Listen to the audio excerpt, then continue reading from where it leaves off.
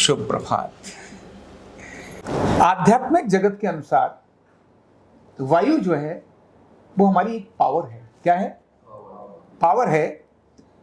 हमको ऊर्जावान करने का काम करती है वायु। हमको ऐसे तो जितने हमारे तत्व हैं वो सभी हमको क्या करते हैं? ऊर्जावान करने का काम करते हैं। जितनी भी मन के विचार है ना, इन पर डायरेक्ट वायु का इफेक्ट होता है। चंचलता है ना, चंचलता, हाइपर एक्टिविटी, ये सारा वायु के कारण से आता है। क्योंकि वायु का काम है बहना, स्थिर न रहना। तनाव अगर ये हाइपर हो गया, वायु तत्व तो हाइपर हो गया, तो विचारों में व्यक्ति इधर जाएगा उधर जाएगा, अस्थिर मन रहेगा, रुकेगा नहीं। क्षणे रुष्टा क्षणे तुष्टा, रुष्टा तुष्टा क्षणे क्षणे। अव्यवस्थित चित्ता नाम प्रसादो अपि भयंकर। जो क्षण में रुष्ट होता है, क्षण में तुष्ट होता है, अभी खुश हो गया, अभी गुस्से में आ गया, और गुस्सा हो रहा है, खुश हो रहा है, ये सब वायु के कारण से होता है। अगर वायु तत्व आपका बहुत अच्छा है तो ध्यान रखना, आप असाधारण काम कर सकते हैं, असाधारण काम कर सकते हैं। वायु तत्व के अंदर ताकत है। कहते हैं जहां कुछ नहीं जा सकता वहां वायु जा सकती है। जहां आपका कोई वस्तु नहीं जा सकती वहां वायु जा सकती है। तो वायु बहुत अद्भुत चीज है। और मन पर उसका प्रभाव क्या है? जो जितने भी स्ट्रेस और डिप्रेशन है वो हमारे विचारों के कारण होते हैं। और जिनकी वायु बढ़ने लगती है, ध्यान होगा, जिन्हें कॉन्स्टिपेशन होता है, जिनको भी तनाव होती है, जिनको चिंता बहुत ज्यादा रहती है, ऐसे लोगों को कॉन्स्टिपेशन होता है, कब्ज होती है। और कब्ज होती है तो वायु बहुत ज्यादा दिमाग में भरने लगती है, और वायु भरने लगती है तो एक बात का बतंगड़ बना देते हैं। क्या बना देते हैं? बात कुछ नहीं थी, बात छोटी सी थी, लेकिन क्या बना दिया उन्होंने? बतंगड़। एक बात आप देखिए, आप अपने ऊपर भी देखिए, जिस किसी बात को आप सोचने लगते हैं ना, उसके बाद इतना उधेड़ देंगे उसको कि थी नहीं, बात नहीं थी, लेकिन आपने इतनी ज्यादा बड़ी बात बना दी। कल्पनाशीलता ये वायु का ही प्रभाव है। छोटे बच्चे ना, कल्पनाशीलता ये उनके वायु का प्रभाव है। जितनी बड़ी कल्पना आ सकती है ये वायु के कारण। ये आकाश का तत्व भी है, कल्पना आकाश का तत्व भी है, लेकिन वायु कल्पना को बहुत बड़ा आकार देती है, वायु। तो अगर वायु तत्व तो आपका समान है तब अनेक सारे गुण ही गुण अंदर आपके अंदर हैं। लेकिन अगर वो हाइपर हो गया तब आपको स्ट्रेस लेकर आएगा, और हाइपर हो गया तो आपको डिप्रेशन लेकर आएगा, अंडर एस्टिमेट कर देगा, आप ऐसे ऐसे हो जाएंगे। आप जब कभी वायु के संपर्क में आते हैं, ध्यान में होगा, जब आप कहीं कार में जा रहे हैं, और कार में जाते जाते आपने ऐसे थोड़ा सा, बच्चों को भी देखा होगा ना, खिड़की से मुंह बाहर निकालेंगे, तेज हवा लगती है, कितना मजा आता है। बस में जा रहे हैं, हाथ बाहर निकालेंगे, और जहाज में जाते समय मन करता है थोड़ा हाथ बाहर निकाल ले तो कितना अच्छा लगेगा, है ना? वायु के स्पर्श से हमको ऊर्जा मिलती है, वायु के स्पर्श से हमको आनंद मिलता है, वायु के स्पर्श से हमारा तनाव कम होता है। और इसलिए जब हम कहीं भी प्राकृतिक एरिया में हम जाते हैं, जहाँ वायु शुद्ध होती है, जहाँ प्रदूषण नहीं होता है, उस जगह पर हमें शांति मिलती है और डिप्रेशन कम होने लगता है।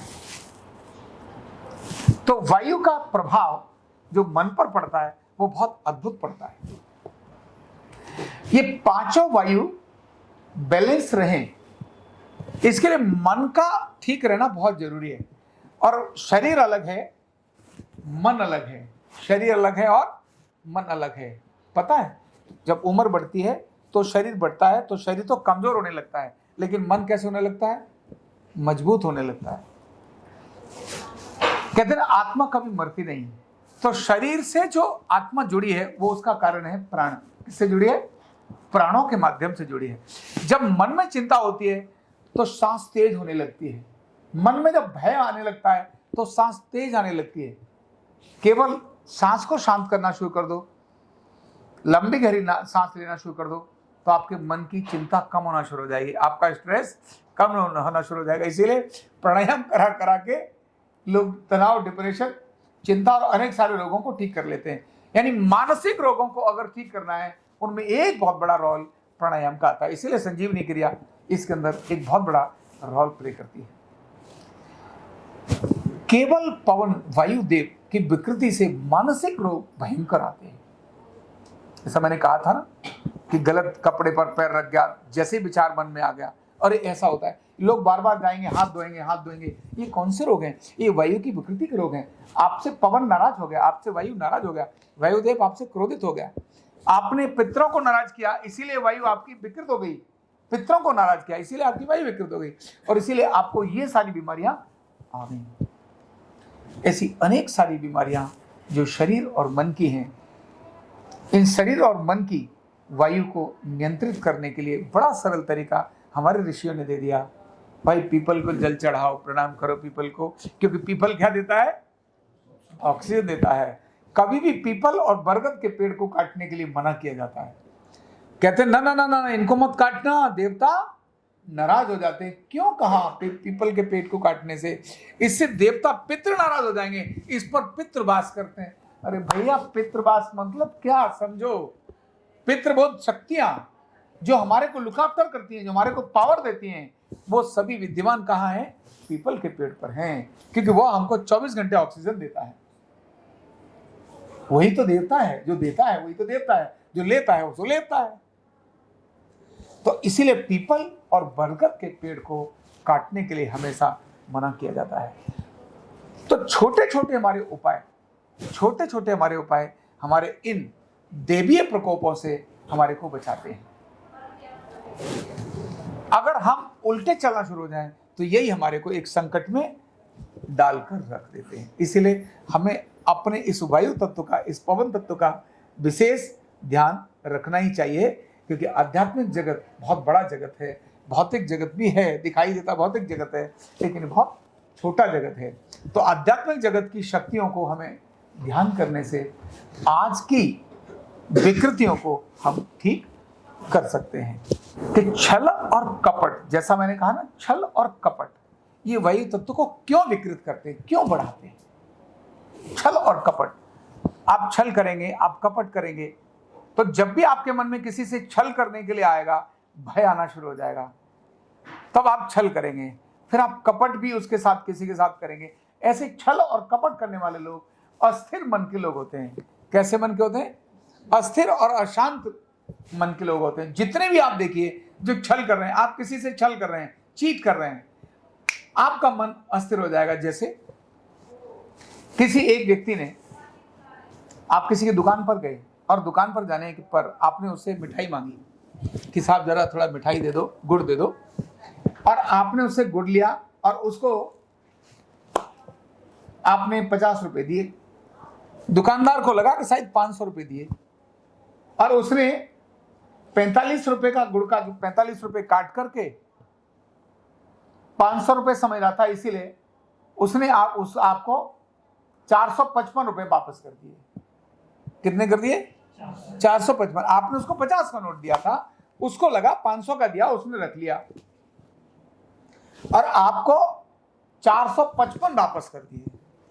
आपके ध्यान में आएगा, अरे यार 455, तो एक बार मन आएगा, इसको बोले यार तुम तो ज्यादा दे दिया, 5 रुपए वापस करने दे, तुमने 400 ज्यादा कर दिए। लेकिन तुरंत मन में आया, अरे नहीं साला बहुत बार लूटता है, कब छोड़ रहा है, जब भी जाओ सबको लूटता है, एक बार ये भी अच्छा है कटा, चल ठीक है इस 400 रुपए का कुछ और कर लेंगे, और लेकर आप चुपके से जेब में रखते हैं। अच्छा और लाला जी बढ़िया है, सब है, और आप लेकर के चले जाते हैं।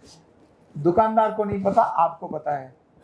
अब ध्यान रखना, आपकी ये घटना मरते दम तक आपका पीछा नहीं छोड़ेगी।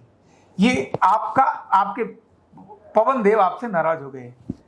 क्यों? जब भी आप वहां जाएंगे आपको तुरंत ध्यान आएगा, हो मैंने इस बंदे से 405 रुपए का छल किया। उसको कोई पता नहीं, उसके ऊपर कोई फर्क नहीं है, आपके मन में इसका फर्क पड़ेगा। मरते दम तक आपके ऊपर इसका फर्क रहेगा। जब भी आप उस एरिया में जाएंगे और इतना आएगा आपके मन में, और जब आपको रियलाइज होगा तो ग्लानि आएगी। और यह एक बार करने के बाद बहुत बार करने के लिए करेगा, और तब फिर आपके मन में फियर आएगा, क्योंकि आदमी बात तो कभी कहीं ना कहीं बता ही देता है। उसे लगता है अगर पता चल गया तो उसके बाद जो सब तरफ उसकी एक वो जो होती है वो अपने आप एक भयंकर होती है। तो छल और कपट ये कभी छुपते नहीं, ये मन के अंदर अस्थिरता लाने का कारण बनते हैं। और इसीलिए मानसिक रोगों का बड़ा कारण जितने भी बड़े न्यूरोलॉजिकल रोग हैं, इन सब में न्यूरोलॉजिकल रोग, कभी किसी ने किसी के साथ कुछ चीट किया था, इसीलिए पार्किंसन आया। डायबिटीज भी मानसिक रोगों के अंदर है। 99% बीमारियां आज बोलते हैं मन के कारण, मनोकायिक रोग जिसको बोलते हैं, मन से आने वाले शारीरिक रोग। ये मनोकायिक रोग ऐसी छोटी छोटी चीजों से आते हैं।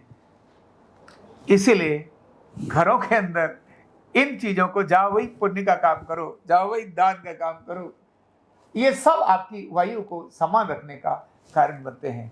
आध्यात्म गुरु भी यही चीजें कहते हैं। आपके मन के अंदर आप ध्यान में जा ही नहीं सकते अगर आपके मन में छल और कपट है। नेवर, आप कभी ध्यान में नहीं जा सकते। आप कभी स्थिर नहीं हो सकते अगर आपके मन में छल और कपट है, तो आप हमेशा अस्थिर रहेंगे। इसलिए छल और कपट आपके अंदर अस्थिरता पैदा करता है। आपको ध्यान, भगवान के पास जाने की तो बात क्या है, आप भजन भी ठीक से नहीं कर सकते, भटक जाएंगे। इसीलिए ये सभी वायु रोग के कारण आते हैं। तो छल और कपट ये हमारे मानसिक रोगों का एक बहुत बड़ा कारण बनता है।